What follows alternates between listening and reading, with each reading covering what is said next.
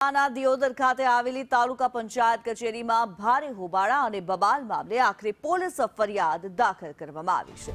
ફરજ પરના ચૂંટણી અધિકારી એસડીએમ પર હુમલાની ફરિયાદ નોંધવામાં આવી છે।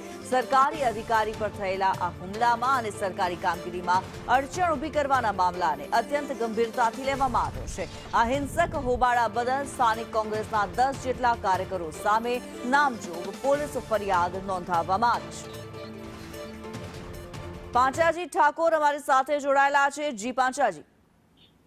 જી કિન્નરી, જણાવી દઉં તો ગઈકાલે દિયોદર તાલુકા પંચાયતના પ્રમુખ ઉપપ્રમુખની ચૂંટણી યોજાવાની હતી, જેને લઈને કોંગ્રેસના કાર્યકરો દ્વારા ચૂંટણી અધિકારી ઉપર જે હુમલો કરવામાં આવ્યો હતો અને જે હુમલામાં તેમના બટન પણ તોડવામાં આવ્યા હતા, જેને લઈને દિયોદર પ્રાંત અધિકારીએ દિયોદર પોલીસ સ્ટેશનમાં 10 કાર્યકરો સામે નામજોગ ફરિયાદ દાખલ કરી છે।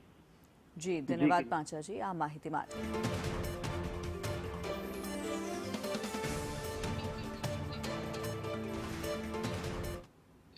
સુરત શહેરમાં કાપોદરા વિસ્તારમાંથી 14 વર્ષની માસૂમ સગીરાનું અપહરણ કરી તેના પર દુષ્કર્મ આચરનારા નરાધમ આરોપીને ઝડપી પાડવામાં કાપોદરા પોલીસને મોટી સફળતા હાથ લાગી છે।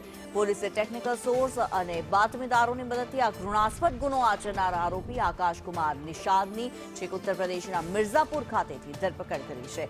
પોલીસની પ્રાથમિક તપાસમાં ખુલાસો થયો છે કે નરાધમ આરોપીએ સગીરાને લગ્નની ખોટી લાલચ આપી પટાવી ફોસલાવીને તેનું અપહરણ કર્યું હતું અને ત્યારબાદ તેની મરજી વિરુદ્ધ દુષ્કર્મ આચર્યું હતું।